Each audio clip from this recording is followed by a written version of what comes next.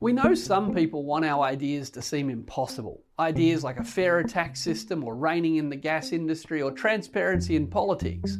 And yet time and time again, the Australia Institute has succeeded in making politically impossible ideas seem inevitable. But we can't do it alone. If you love dollars and cents, please consider making a tax-deductible contribution in our end of financial year appeal. Even better, thanks to 4 generous donors, every dollar donated until June 30 will be matched, dollar for dollar, until we reach our goal. So you'll double your impact if you make a donation at australiainstitute.org.au today. I hope you enjoyed today's show.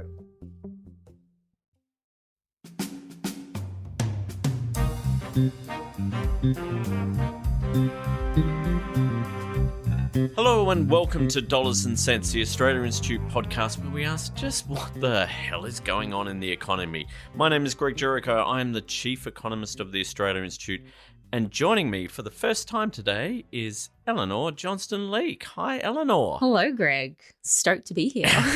Elinor, for those of you listening, she actually sits next to me in the office, so she gets to hear all my joyful exclamations when I'm looking at spreadsheets every day. And weren't they joyful today, Greg? So joyful, full of joy and optimism. That's the economics world. That's the Greg Jericho way.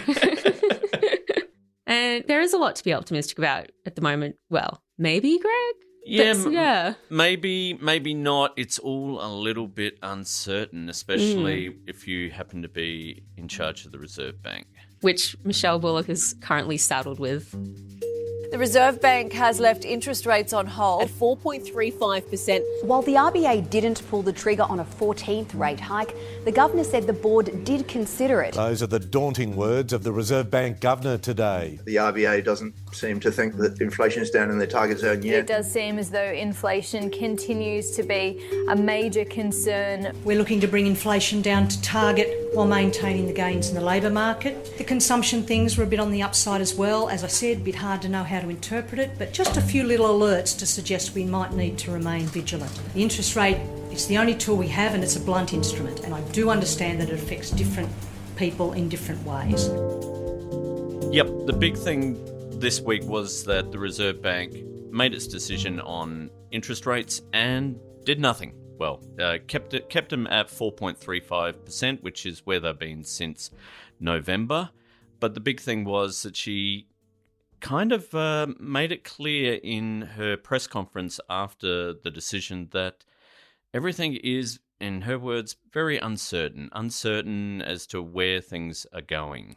Is that an unusual approach for an RBA governor to be taking?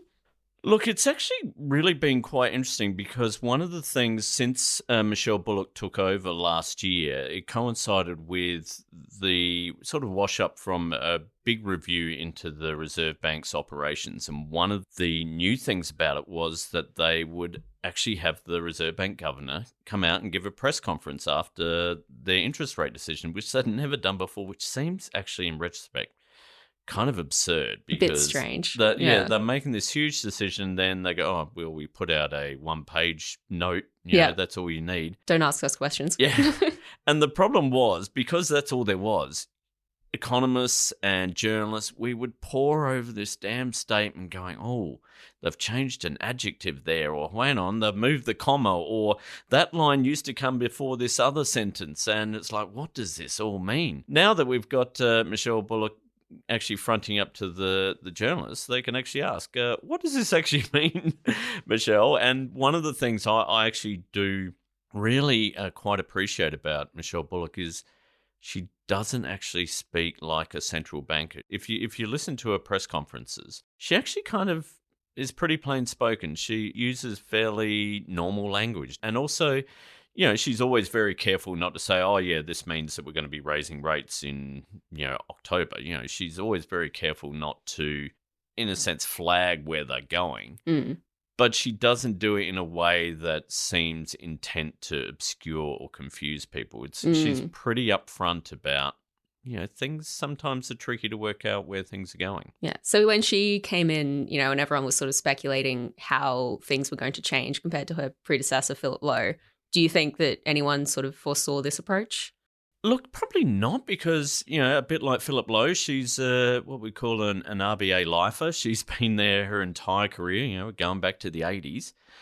And there was, I'd certainly seen her at Senate estimates hearings and, and listened to her speeches and thought she gave good speeches that I thought were well argued and addressed. But I think this has just been very refreshing. And the big thing I thought in her press conference this week was this fact where she was kind of talking about some of the data that came out of the March quarter GDP figures and actually pointing out there's a couple of ways you could look at this and we don't really know which way it is yet. People are still saving. They're saving less than average. One interpretation is to say, well, people are feeling pretty confident. I've got a job. I'm just going to spend more because I can and I feel confident about that. But the other interpretation, as I said earlier, is that in fact people are hurting and they really want to save, but they're finding they can't. And if that's the problem, then that doesn't bode as well for future consumption. So it depends a little bit on the way you interpret the numbers. It's unusual for an economist, from my experience. Well, it's certainly refreshing from the person who is in charge of our interest rates, I think, to not trying to obscure what's going on and actually be really upfront. So why were they so uncertain? Yeah, it's quite interesting because one of the things she pointed out was before the March quarter GDP figures came out, which we spoke about a couple of weeks ago, the Reserve Bank was kind of wondering why are households not spending money at all? Listeners might remember when the December quarter GDP figures came out, household spending was basically flat. We didn't spend any more money than we had a year earlier in sort of real terms once you took into account inflation. And the Reserve Bank, and Michele Bullock was very clear. We know people were hurting. We know people were struggling and everything. But they're like, okay, but unemployment's still 4%, which is historically very good.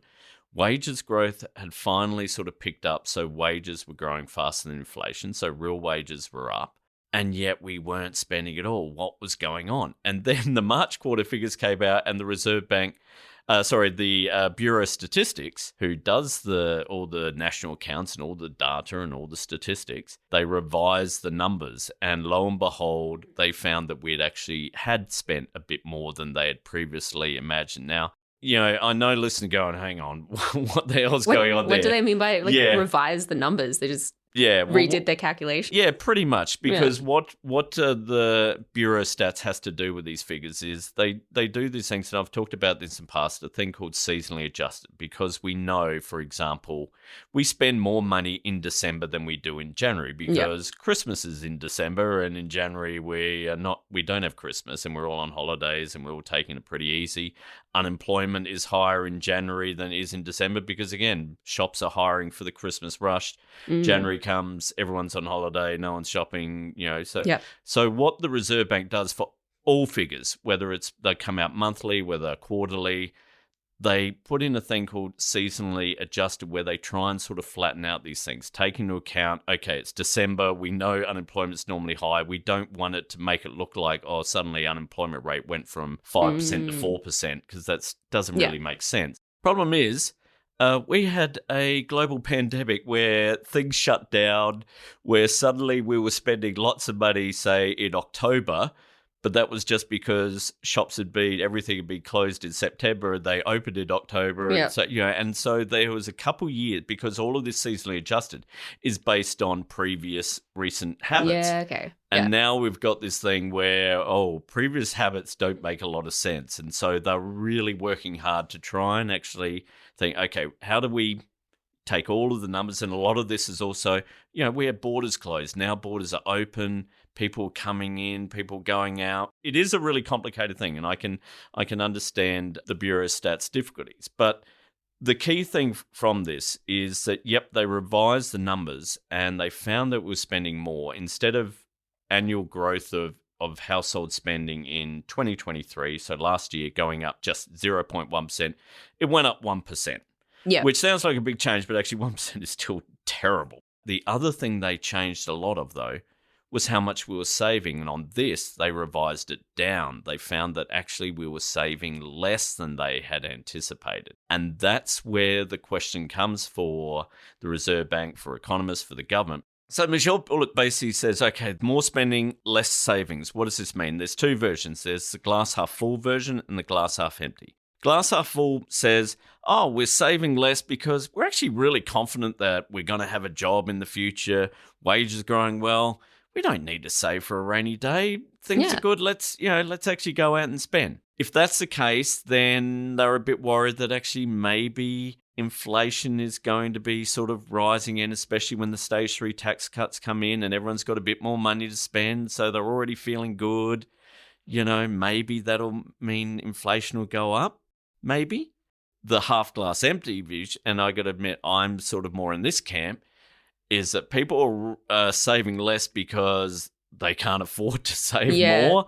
They're really doing it tough. And yes, they're spending more, but the reason they're spending more is because they're saving less because they have to reduce the amount they're saving to be able to pay the bills, to be able to pay things. And if that's the case, then the stage 3 tax cuts will come in, and rather than fuel inflation, they will basically just lessen the pain and make people perhaps be able to save a bit more, or they'll just be able to spend more without actually going into debt. Like paying off bills? Or? Yeah, paying off bills, because that's the thing. The figure that was revised is what's called household consumption. That's everything. It's from buying food, dining out, buying cars, but also paying bills. Yeah. So it's total consumption. It's more than just at what we normally look at each month. The retail trade, that's what you spend in the shops. The overall national accounts, that's everything we spend, which, as I've said in the past, is about half of the entire national economy. So it was a significant thing. But again, Michele Bullock, very clear. Look, she doesn't know yet what this means. They might have suspicions one way or the other, but it's kind of, you have to wait and see. And there's a lot of this in economics where there are figures that you might think, oh, if this means that, then things are good. But this same figure could actually mean something completely opposite, and that suggests bad. And you kind of have to wait and see. And so I guess that's why they're kind of holding them steady at the moment and admitting that, we will have to wait and see. So how is the sort of response generally in the media to this new approach? Uncertainty. One of the interesting things, because one of the questions was, did the board consider raising rates? And she said, yes, we did consider raising rates. And then they also asked, well, did you consider cutting rates? And they said, no, we didn't. And people were like, oh, that clearly means they're thinking the rates are going to go up next. And my version of that is no.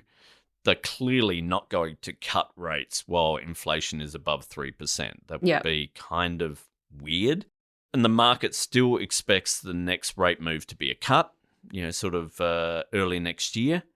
But it's just a case of, they're still discussing things. But the fact that they discussed a rate rise isn't surprising. Otherwise, what the heck are they doing in the meeting, really? Yeah. Oh, so we've met here for 2 days and the Reserve Bank board now meets for 2 days. Let's not discuss anything. Pretty much if inflation is above 3%, the only real discussion at this point is, well, should we raise rates to get inflation down? And they basically said, no, I don't think we need to. And it was also interesting, Michele Bullock also referred to Canada because she was asked about this. And this is something that we spoke about last week, where there have been journalists and economists saying, oh, Canada has started cutting rates. Why isn't Australia doing that? Does that mean Australia's failed? Are you worried about that? And she said, basically, kind of what I said in my article last week and on this pod was that, yeah, but Canada's got unemployment at 6%. There's a reason why they can cut rates. A bit more than us. Yeah, a bit more than us. And also, their interest rates are still higher than us. So she pointed out, look, they're not exactly moving to a really easy monetary policy position where, they're stimulating the economy. They're just not hitting it as much. It's kind of like, both the central banks are kind of bashing the their nation's economies heads to the wall. It's just that the Canadian ones sort of stopped doing it as much as they were in the past. How nice of them. It's still hurting. Yeah, Canadians would still be feeling the pain just as we are. It's just that in Canada now they're feeling a bit less pain than they were, a month ago. So she really sort of squashed that sort of line of, the fact that Canada's cut rates show that their strategy has been better. She's like, calm down and also have a look at things. But, still, we've seen commentary suggesting that, this shows that the Reserve Bank's being weak. Or there was one really bizarre sort of column I saw that was suggesting that it showed that the Reserve Bank is more worried about unemployment than it is about inflation, to which I say kind of good. The Reserve Bank does have a dual mandate to keep, inflation steady and also, contribute to full employment. And it's good that we've got a Reserve Bank board and certainly a Reserve Bank governor who cares about both of those, I think. So I was quite impressed with it. But those who think the risks of a recession are minor or inconsequential, they still want higher rates. And to them I say, well, you can lose your job first. And I'll keep arguing that people's livelihoods are actually fairly important. Publishing the gender pay gaps equips employers, employees, investors, customers, everyone with that information so that people and employers can be motivated to embark on that journey and make the change and improvements that are needed. As we shift stereotypes about work, we also need to shift stereotypes about care. There's a strong push to get more men to take on more domestic and unpaid caring responsibilities. But society and employers often send a very clear message. It's risky to take that time off work. Just look at the cost to the career of your female partner, your sister or colleague. So, Greg, we've just got some data out this week from the government's Workplace Gender Equality Agency revealing that the gender pay gap in Australian public service is more than 13%. Yeah, which is terrible, but as it points out, better than in the private sector where the pay gap is closer to 22%. It's something that we certainly here at the Australian Institute have been looking at for a very long time now, looking at the gender pay gap. And it's something that, yes, it's been sort of closing in the aggregate.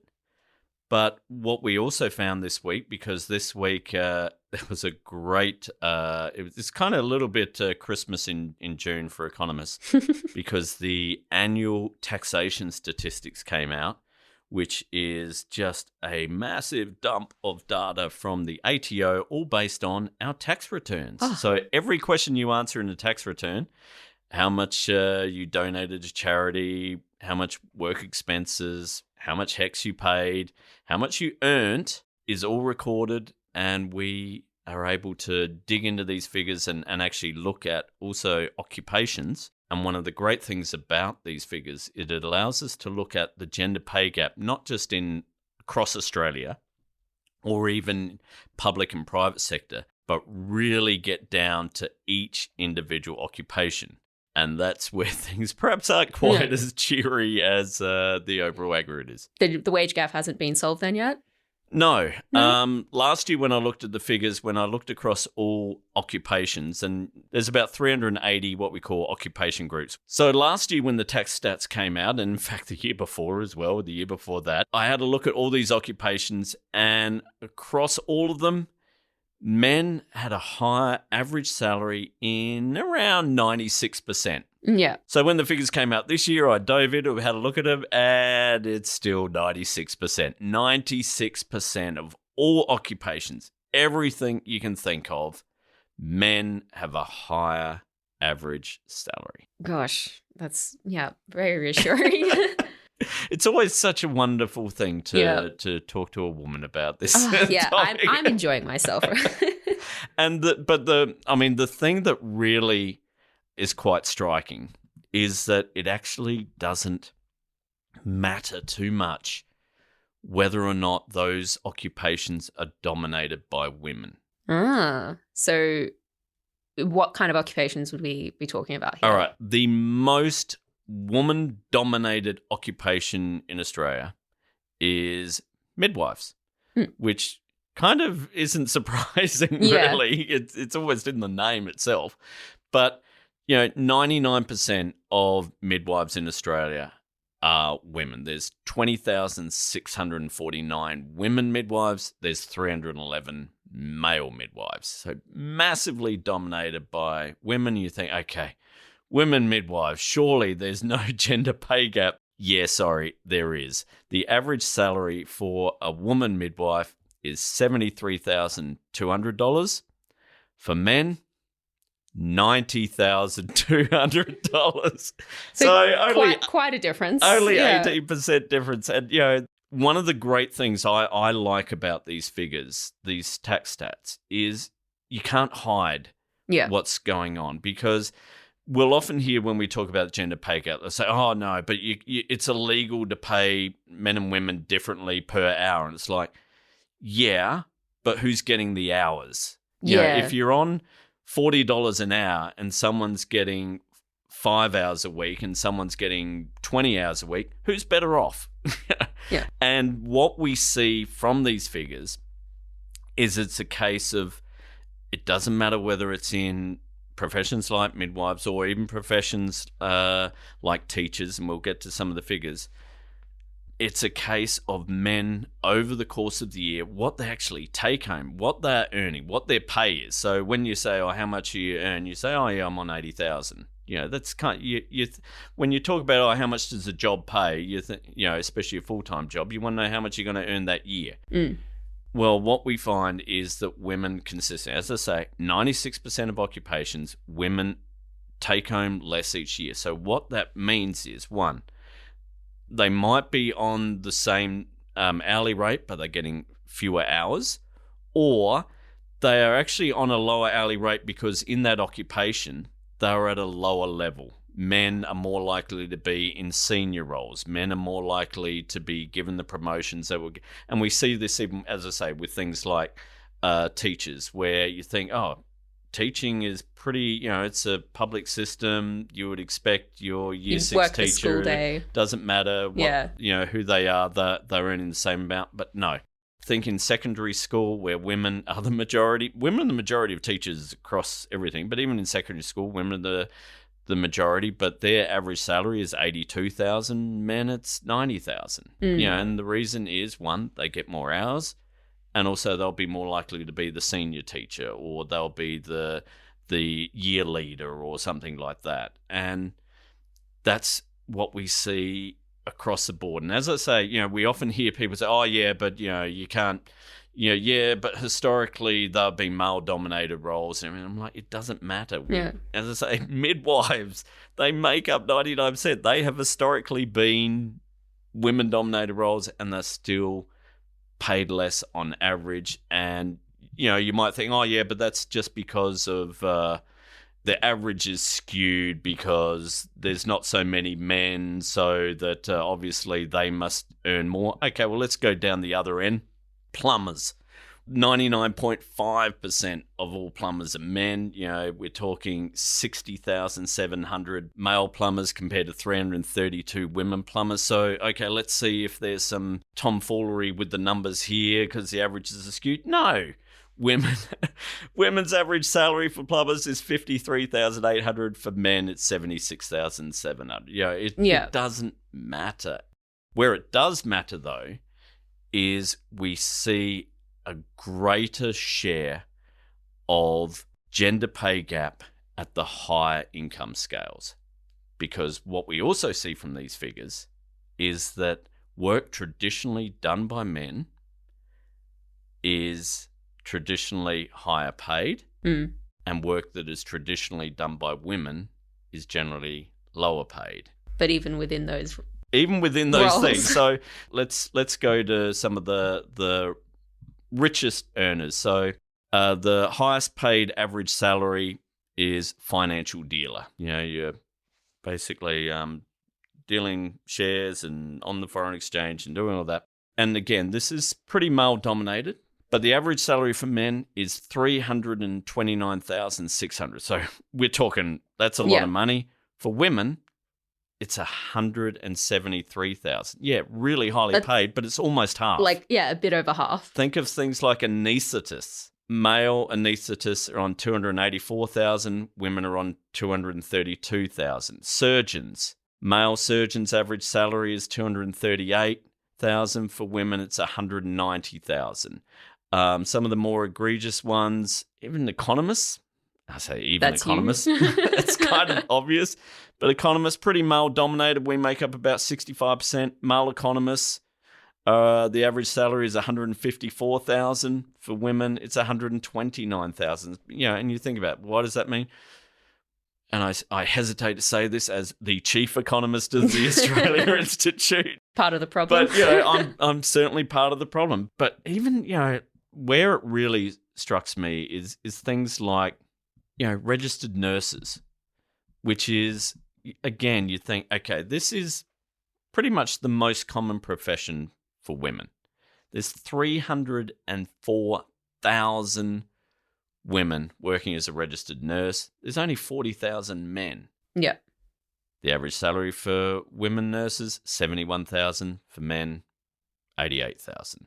So circling back, is that largely due to difference in amount of hours people are working? Yeah, it's a factor. Hours and positions of seniority. Yeah. And, we talk about hours and things, and that might apply for things like registered nurses where you will have part-time. There aren't too many part-time thoracic surgeons or part-time neurosurgeons.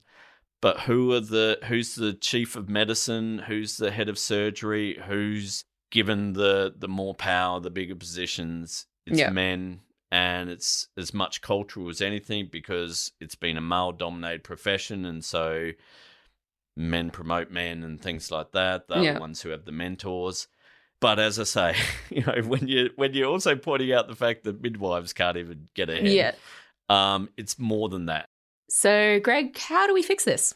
Key thing is we need to realise that it is not about just ensuring that it's illegal to pay men and women. That hurdle's been cleared. It is illegal to discriminate on the basis of gender. If you and I are doing the same job, we're on the same pay. But we need to think about more cultural things. Who's working fewer hours and why are they working fewer hours? And we know historically it's women are working fewer hours because they're the ones more likely to be raising kids. And also they're being denied promotions because, even though it's not said, because it's illegal, employers are going, oh, you probably will be having a kid one day. Yeah.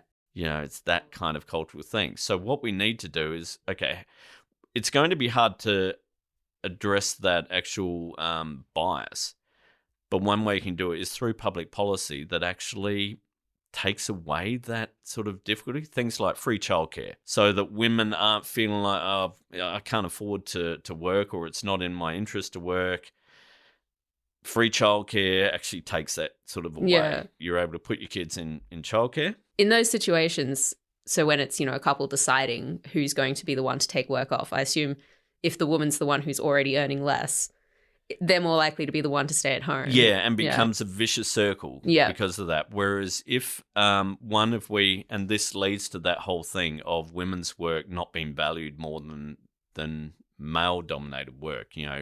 We might think of childcare and aged care and teaching. You think of that, you take that away and society crumbles pretty quickly. And yet we kind of like, oh, why would you want to work in childcare or aged care? It's not that valuable. And it's like, is it? I think it is. Pretty important, yeah. Whereas, if we stop, extracting gas, or if we had fewer financial dealers, I think we could cope, And yet the way our economy is set up, way our society is set up, historically valuing traditional male work more.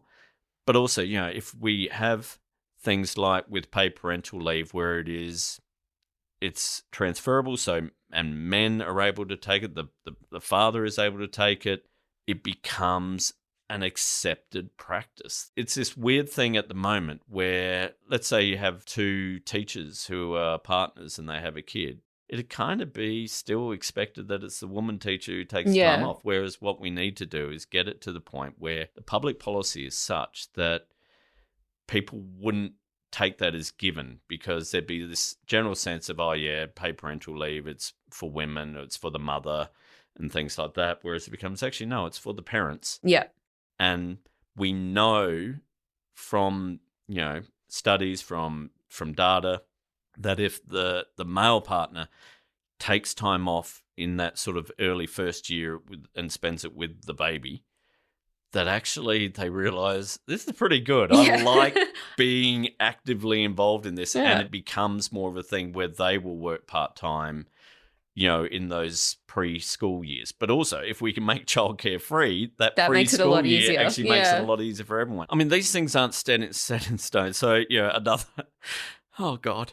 Another occupation, gynecologist. There are more women gynecologists than men. 58% of gynecologists are women.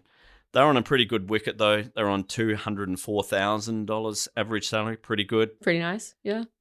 Men, it's $252,000. So, again, a bias. But if you look over time, actually, and it's sad to say this, the gap is actually closing in things across surgeons and the medical sector. There has been within that, a closing of the gender pay gap, because historically they were just male dominated and women really struggled. But it actually can close. These things are not set in stone. None of this is just the natural order of things. It does require, however, policy that actually seeks to address it, and seeks to address it at a cultural level as well as just, we've changed the law. So it's a slow process. It does happen, though. And it's why also we look at the figures that in the public sector that the gender pay gap is closer than women. And that's because in the public sector, especially with public servants, the ability to take parental leave, the ability to work part-time is much more available to men than perhaps in the private sector.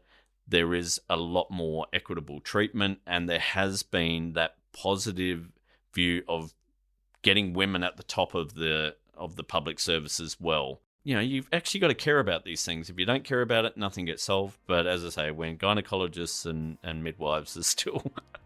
when women gynecologists and midwives are be paid less a bed, there is still a long way to go. Yeah. So a somewhat optimistic note to end on, I suppose, there. A very depressing, optimistic note to end on. But yes. That's the Greg Jericho special. Well, thank you, Elinor, for that. Thank you, everyone, also for listening. We will be back again next week with another Dollars and Cents. This episode of Dollars and Cents was recorded on the 20th of June, and some things may have changed, but probably not the gender pay gap of midwives. You can find my column, Grogonomics, at the Guardian Australia site, and for more research, including some really good stuff that we did for the gender pay gap for International Women's Day, on our website, which is at australiainstitute.org.au. My Twitter handle, and the handle I use for all social media, is @GrogsGamut. And Elinor is very smart and is not on Twitter, so she does not. I actually just got it, but I haven't set up my account yet. So maybe next week we'll... Next week. And our theme music is, as always, from Blue Dot Sessions. See you all next week.